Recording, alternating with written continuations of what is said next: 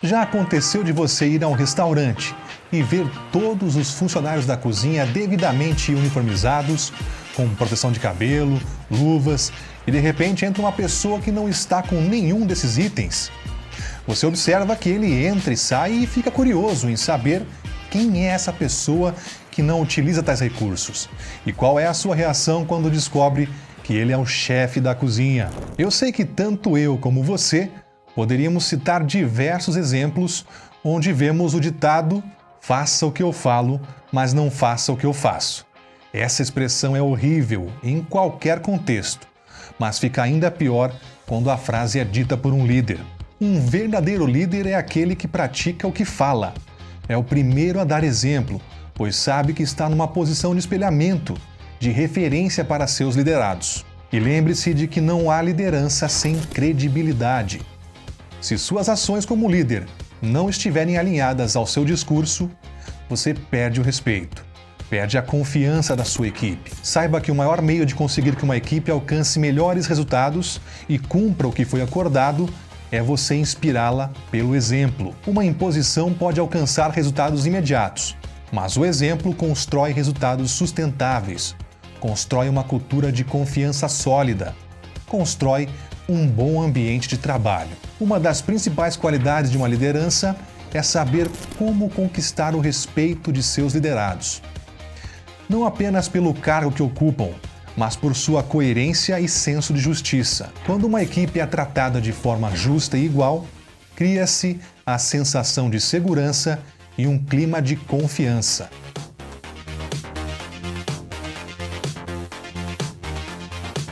Mas como ser um líder pelo exemplo? Primeiro, esteja presente no dia a dia da equipe. Não só fisicamente, pois a melhor maneira de estar próximo ao seu time é participando, apoiando e demonstrando entusiasmo com os objetivos e avanços da equipe, juntos na alegria e na tristeza, lembra? Bons líderes têm empatia e, estando presentes, conseguem entender cada vez melhor as necessidades de seus liderados. Estar presente no dia a dia da equipe ajuda você a conhecer sua equipe. Um bom líder sabe quais são os pontos fortes e principais habilidades de cada colaborador, assim como também as dificuldades e fraquezas de cada componente da equipe. Conhecer a equipe permite que as orientações sejam sempre adaptadas ao perfil do colaborador, garantindo um processo de aprendizagem e trabalho mais simples e eficaz. Em segundo lugar, para ser exemplo, ouça a sua equipe. Algumas vezes, por conta do atingimento das metas e resultados, o líder fala muito, orienta, repassa informações, mas acaba esquecendo de ouvir sua equipe. Mantenha sempre um canal aberto de diálogo, mostrando-se pronto para escutar as questões e opiniões de cada um. Reserve tempo para ouvir genuinamente e conhecer sua equipe. Outro aspecto importante é ser claro na comunicação. Sempre pergunte se as pessoas estão te entendendo, mas não pergunte diretamente: "Estão entendendo?" Isso não funciona, pois algumas vezes as pessoas, por receio de parecerem pouco inteligentes, dizem que sim. Outras vezes as pessoas podem achar que entenderam e desta forma vão responder que sim. Em ambos os casos, o risco de sua orientação não ter sido entendida é muito grande. Quer uma dica? Pergunte desta forma: "Gostaria de saber se eu me expressei corretamente, por isso, você poderia me dizer o que entendeu da minha orientação?" Percebeu que assim você coloca em você a responsabilidade de um eventual não entendimento? Tem um filme que eu indico a você que é um clássico. O nome do filme é O Discurso do Rei, que apresenta o rei George com problemas com sua maneira de falar. Como retratado no filme, ele teve de se submeter ao tratamento de um profissional para perder o medo de falar com seus súditos. Quando você tem uma comunicação adequada, você inspira confiança e ganha o respeito de todos ao seu redor. Ainda sobre comunicação, por favor, não dissemine informações de fontes duvidosas ou imprecisas, aquilo que alguns chamam de fofoca. Seu comportamento como líder é, além de não passar para frente a informação, também fazer as 3 perguntas que o filósofo Sócrates fazia. Um belo dia, Sócrates estava sentado em um banco, pensando, refletindo e contemplando sobre a vida, até que um conhecido chega e, esbaforido, lhe diz: Sócrates, eu tenho uma novidade para te contar de um amigo seu. Antes que a novidade fosse dita, Sócrates o interrompe e diz: Espere um pouco. Antes de você me contar essa novidade, você passou a informação pelas 3 peneiras? Como assim 3 peneiras? A primeira peneira que você vai passar essa informação é a peneira da verdade. Isso que você quer me contar é verdade? É verídico? É real? Então, na verdade, eu não sei. Tudo bem. Então o que você quer me falar não é verdade. Vamos ver então se passa pela segunda peneira. Essa informação é bondosa? Ela de alguma forma vai trazer algum bem para mim ou para essa pessoa do qual a informação se trata? A pessoa pensa, reflete sobre a segunda peneira e responde: Na verdade, não. Não vai trazer nada de bom. Sócrates então complementa apresentando a terceira peneira. Tudo bem, então a informação que você quer me contar não é verdadeira e também não vai trazer nada de bom. Vamos então tentar passar pela terceira peneira, a peneira da utilidade. Essa informação que você vai me contar, ela pode ser útil para mim de alguma maneira? Sem precisar pensar muito, o conhecido prontamente responde: Não, o que eu quero te contar não pode te trazer nada de útil. Então, se essa informação não é verídica, não é bondosa e também não pode me trazer nada de útil, para que contar? Se o que você tem a dizer não é verdade, não vai ser bondoso e também não vai trazer nenhuma utilidade, para que dizer? Use esses 3 filtros sem limitações e garanta que sua comunicação será muito mais assertiva. Outro aspecto muito importante para que a liderança seja inspiradora está relacionado à comemoração de conquistas e reconhecimento à atuação da equipe. Não importa o quanto você e o seu time estejam repletos de trabalho, sempre é tempo para celebrar as conquistas e essa iniciativa deve vir do líder. E aqui não estamos falando de grandes comemorações, com jantares, churrascos ou algo assim. Sabe aquelas comemorações do dia a dia? Do estilo, parabéns equipe! Ontem, graças ao empenho e dedicação de todos, conseguimos entregar a nossa meta com um acréscimo de 10%. Esse retorno é fundamental para que todos estejam mais alinhados e engajados com as metas e objetivos. Uma liderança que incentiva esse engajamento é sempre muito bem vista. Outro item que é fundamental para continuar sendo um exemplo é você estar sempre informado. É o que podemos chamar de aprendizado constante. Em um mundo com constantes mudanças, é fundamental que o líder esteja atualizado e com conhecimento técnico sobre sua área de atuação, pois isso lhe dará mais segurança em suas decisões. Lembre-se que sua missão como líder é a busca de uma evolução constante para alcançar a melhor versão de si mesmo. Não estou falando que você deve ser perfeito, mas sim aprimorar-se a cada dia. Assim você poderá impactar positivamente a vida de outras pessoas e, com isso, deixar a sua marca e seu legado na história delas. Resumindo: 1. Esteja próximo da sua equipe. Invista tempo em conversar, entender, conhecer o seu time. 2. Escute a sua equipe, mas atenção. Para que eles falem sem medo, você precisa criar um ambiente de confiança. 3. Tenha uma comunicação clara, honesta e respeitosa com seu colaborador. Fundamente sua comunicação em fatos e dados. 4. Comemore as conquistas e reconheça a atuação da equipe nestes resultados. 5. Atualize-se, leia, estude, converse com outros líderes.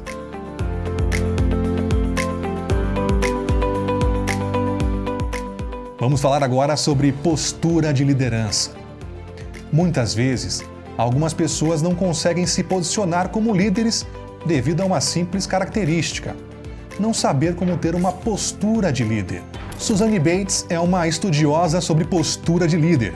Ela define a postura de líder como uma presença segura, autoconfiante, uma mistura de temperamento, competências e habilidades que enviam os sinais certos para mobilizar as outras pessoas a agirem. É justamente essa postura que faz com que muitos profissionais sejam vistos como líderes, ou seja, pessoas responsáveis e estejam sempre à frente de tarefas, compromissos, desafios e chamando a responsabilidade para si. Então, como você é visto por todos aqueles ao seu redor? Ouça as dicas e anote em seu caderno, agenda, no seu computador ou onde puder acessar daqui a algum tempo. Peço que você anote todas as características que você percebe que terá que mudar. Vamos lá! O primeiro item é a de postura de liderança equilibrada. Conhece aquela pessoa que fala alto, dá risada alto, grita, fala palavrão, dá toda hora no ambiente de trabalho? Pode até parecer engraçado, gente boa, cara legal, só que não. Principalmente se essa pessoa exercer um papel de liderança na empresa. Lembra que falamos que a postura do líder inspira a equipe? Imagine uma equipe toda seguindo o padrão de comportamento desse líder. Será que esse líder teria argumentos para orientar a equipe sobre comportamento, disciplina e foco no trabalho? Isso não quer dizer que o líder deve ser uma pessoa fechada, pelo contrário. O bom humor é algo que dá leveza ao ambiente de trabalho e dá espaço a relacionamentos profissionais mais amistosos. Sobre o gritar, esse comportamento é tão inadequado que a ex-primeira-ministra inglesa Margaret Thatcher teve que consultar um coach para conseguir baixar seu tom de voz. Outro item importante sobre postura é aquela referente à ética. Tem uma história de uma professora que estava com um aluno de 8 anos de idade no pátio da escola e a situação era que esse aluno havia roubado o lanche de uma outra criança menor. O aluno dizia que não era verdade, porém, a professora havia visto a situação ocorrer. A professora estava dizendo que não era para mentir, que a mentira era algo muito ruim, que a mentira era um comportamento muito feio. E no meio da conversa, alguém chega para a professora e diz: "Professora, tem uma ligação para a senhora lá na recepção." Instantaneamente, a professora diz: "Eu não vou agora. Diga que eu não estou na escola." Bem, já deu para entender, não é? Não dá para um líder dizer que é ético na empresa e seu liderado perceber que você tem um comportamento totalmente diferente fora da empresa. O que pesa mais? Você ouvir do seu líder que se deve respeitar a diversidade, respeitar as diferenças e saber que no jogo de futebol, no churrasco de final de semana, esse mesmo líder tem comportamentos ofensivos em relação à sua esposa, seus pais, às escolhas religiosas, entre tantas outras? Possivelmente, você vai ficar com a mesma expressão do aluno ao ouvir a professora dizer que não estava presente na escola, logo após ter dito que a mentira era algo negativo.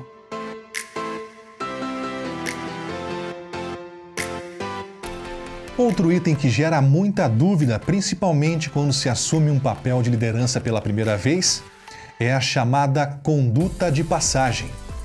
Mas o que seria isso? Sabe aquela situação em que você atuava em uma função técnica ou operacional e foi promovido a um cargo onde teve como função principal liderar, orientar ou conduzir uma equipe?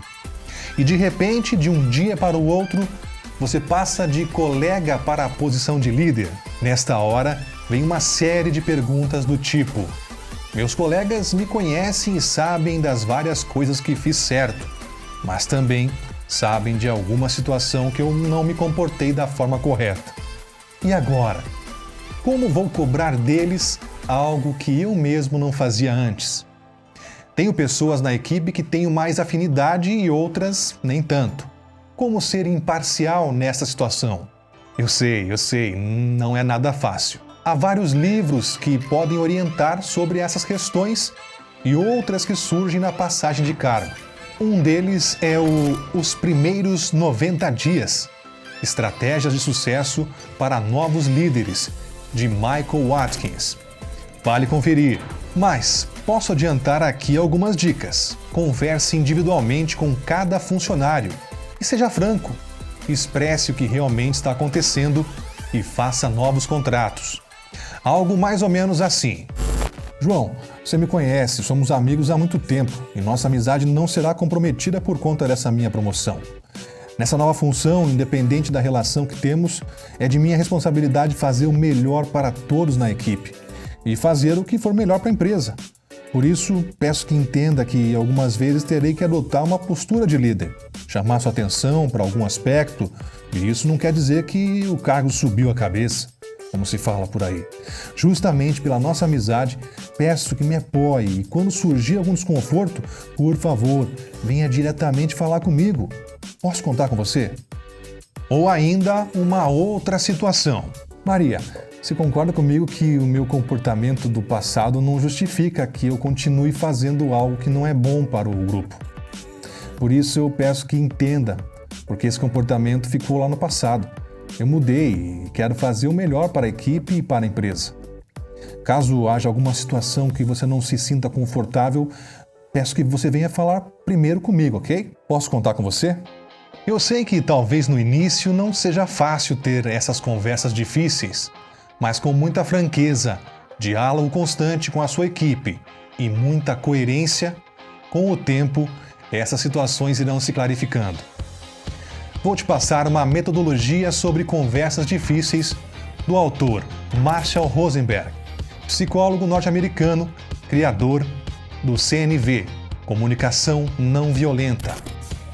Ele afirma que em um ambiente leve e acolhedor, a tendência é que todos se expressem de maneira positiva, com maior abertura ao diálogo e compreensão quanto às opiniões divergentes. Ele divide a condução para conversas difíceis em 4 passos. O primeiro passo é a observação, que consiste em observar a maneira como você se comunica e a forma como comunicam as pessoas do seu círculo social ou profissional.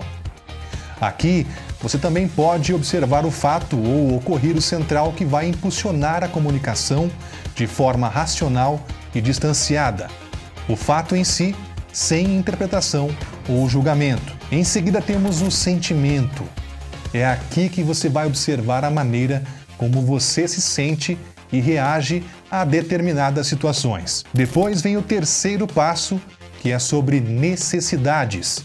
Nesta etapa, é o momento de avaliar suas necessidades em relação ao que estará sendo conversado. E, finalmente, o pedido. No quarto passo, é hora de agir. Você fará os pedidos relativos às necessidades identificadas no passo 3, mas de uma maneira planejada e empática. Lembre-se que o líder inspirador, exemplo a ser seguido, toma muito cuidado no momento de interagir com a equipe ou demais colegas. Pensando nisso, quero te apresentar algumas dicas para praticar a CNV no seu dia a dia. Confira! Primeiro, procure se comunicar sem pré-julgamento sobre o que é certo ou errado. Segundo, não se compare nem compare os demais a outras pessoas. Terceiro, abandone o tom acusatório, pois ele causa reações defensivas. Quarto, explique suas necessidades com clareza. Quinto, questione internamente os rótulos colocados sobre você e sobre quem te cerca.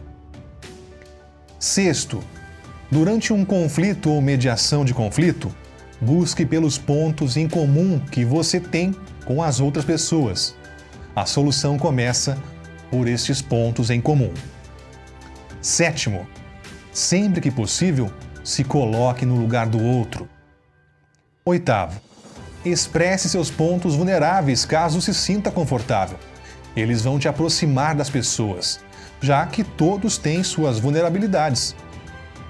Nono, antes de responder a uma ofensa ou ataque, pense com calma e exercite sua empatia. Não responda no mesmo tom. E com essas dicas, terminamos essa videoaula. Espero que você tenha gostado desse material e espero que tenha sido útil para a sua prática. Desejo muito sucesso a você!